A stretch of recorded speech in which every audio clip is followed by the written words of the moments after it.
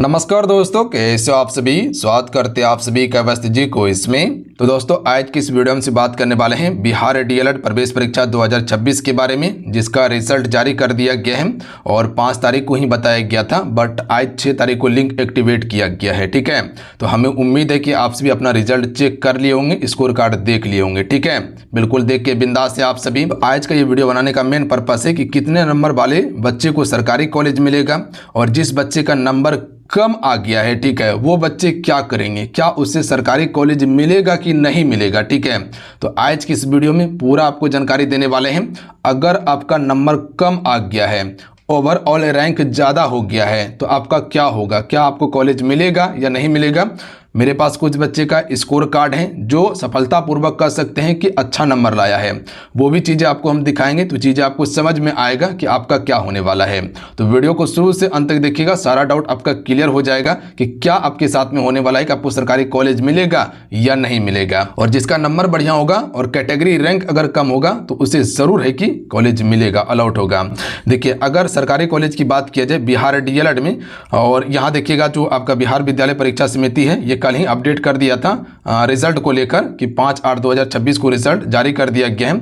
इसमें अभ्यर्थी देखिएगा 2,23,835 अभ्यर्थी जो है कि सम्मिलित हुए थे, जिसमें कह सकते हैं कि आपका सफल जो रहा अभ्यर्थी वो लगभग 1,65,609 अभ्यार्थी सफल हुए। ठीक है, लगभग 73.99 रहा है। बाकी बात आप इसी वेबसाइट से रिजल्ट को डाउनलोड कर पाइएगा। ध्यान रखिएगा, आप सभी जाइएगा ब्राउजर में, यानी कि क्रोम ब्राउजर में, वहां पर जाके इसको सर्च कीजिएगा, डाउनलोड कर लीजिएगा, अन्यथा लिंक हम दे देंगे आपको। ठीक है, देखिए जैसे ही सर्च कीजिएगा यहाँ पे देख लीजिएगा, यहाँ पर आपका लॉगिन आईडी है।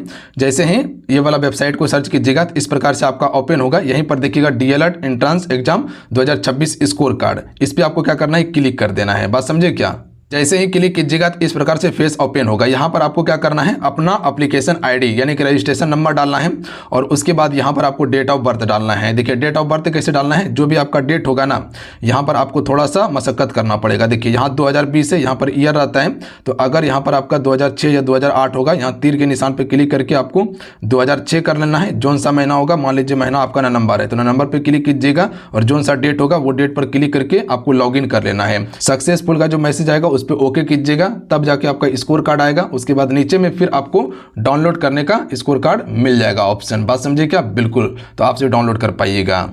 अब आइए यहाँ समझिएगा, देखिए कुछ बच्चे का मेरे पास स्कोर कार्ड है, इसको समझिएगा आप सभी। देखिए यहाँ पर आप सभी इसका एप्लीकेशन नंबर दिया गया है, बस ये सभी को देखना भूल जाइए। ठीक है, रोल नंबर यहाँ पर दिया गया है।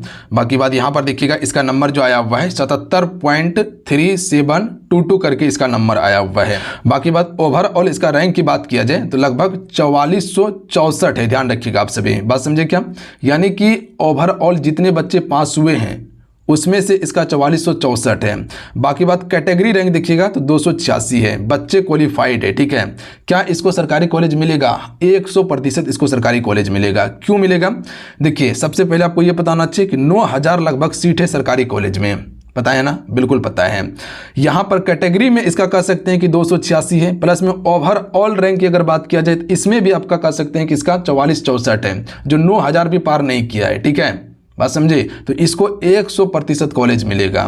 कितना, लगभग 77.372 नंबर आने के बाद आपका रैंक यहाँ देख सकते हैं कितना है। ठीक है, एक और बच्चे का दिखाते हैं आपको, इसका देख लीजिएगा नंबर कितना है, 73.69883, इसका 73 नंबर है। ठीक है, ओवरऑल कैटेगरी देखिएगा तो आपका 7105 इसका ओवरऑल रैंकिंग है, यानी कि 7105 है। बात समझिए क्या।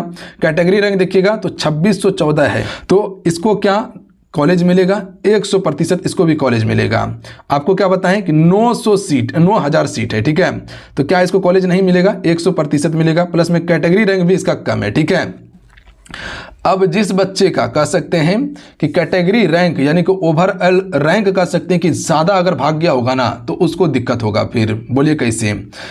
अब मान लीजिए जिस बच्चे का नंबर कम है, बाकी बात यहाँ पर ये रहा कि जिस बच्चे का 50 नंबर है या 60 नंबर है या 70 नंबर है, क्या उसको सरकारी कॉलेज मिलेगा? तो हम एक चीज़ बताना चाहते हैं। देखिए 70 नंबर वाला जिसका है, ठीक है, उसको संभावना है कि मिल जाएगा, क्योंकि वो ओवरऑल रैंकिंग में अगर 70 नंबर तक जाएगा तो 9000 वो पार करेगा। और जिस भी बच्चे का अगर 9000 तक जाता है उसको मिलने का प्रबल संभावना रहेगा, वो सेफ कैटेगरी में रहेगा, ठीक है। अब जिसका 60 या कह सकते हैं 50 रहेगा तो उसको हो सकता है कि सेमी गवर्नमेंट या प्राइवेट मिले, ठीक है। और बहुत सारा बच्चा, ऐसा बच्चा तो होगा नहीं कि जिसको सरकारी कॉलेज मिलेगा वो डीएलएड नहीं करेगा, 100% करेगा, क्योंकि वो इसी के लिए मेहनत किया है, ठीक है, बात समझे। तो वो सबसे पहले तो ये इसे लेगा, ऐसा नहीं कि नहीं लेगा, छोड़ देगा, नहीं छोड़ेगा, बात समझे क्या? बिल्कुल। तो अब जिस बच्चे का 70 नंबर आया है, ठीक है, उसका कह सकते हैं कॉलेज 100% उसको मिलने वाला है, इसमें कहीं कोई शक नहीं। यहाँ पर देख सकते हैं आप सभी 73.6983 में इसको 7105 अगर लगभग जा रहा है तो लगभग 70 वाले बच्चे को मिल जाएगा कॉलेज, इसमें कहीं कोई शक नहीं है। बाकी बार कैटेगरी वाइज भी डिपेंड करता है कि किस कैटेगरी में कितना सीट है। तो अब यहाँ पर एक कैटेगरी वाइज भी डिपेंड करता है कि जनरल से आता है कि बीसी से आता है कि ईबीसी से आता है या एससी एसटी से आता है, ठीक है। तो हो सकता है एससी एसटी के लिए सीट ज़्यादा होगा, ठीक है, ओवरऑल रैंक ज़्यादा चल गया, पर कैटेगरी रैंक उसका कम होगा, बात समझे। जैसे कि इस बच्चा का देखिएगा तो लगभग 26-14 कैटेगरी रैंक चल गया है, और वहीं यहाँ पर देखिएगा इस बच्चे का क्या है, तो इसका कैटेगरी अलग होगा, ठीक है, 286 इसका कैटेगरी अलग होगा।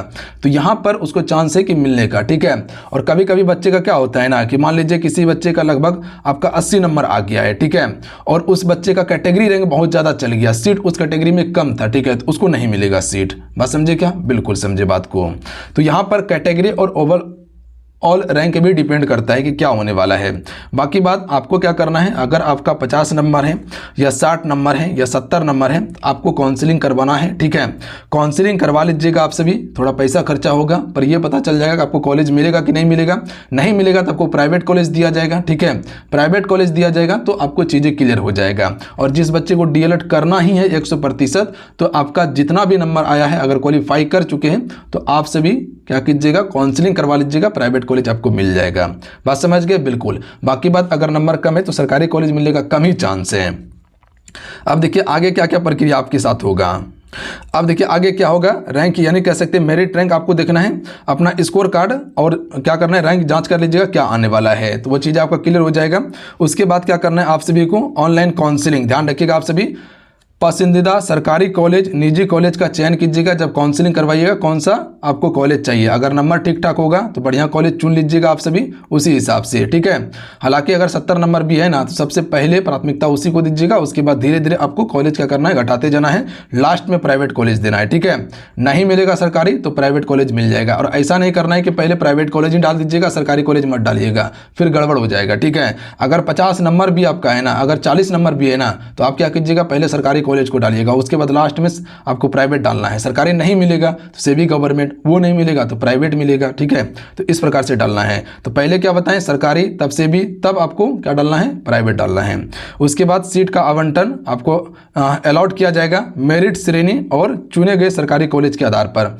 काउंसलिंग खत्म हो जाएगा, उसके बाद फिर आपको मेरिट के आधार पर और श्रेणी यानी कैटेगरी के आधार पर आपको, और जिस कॉलेज को चुनिएगा उस आधार पर आपको सीट अलॉट किया जाएगा, बात समझे।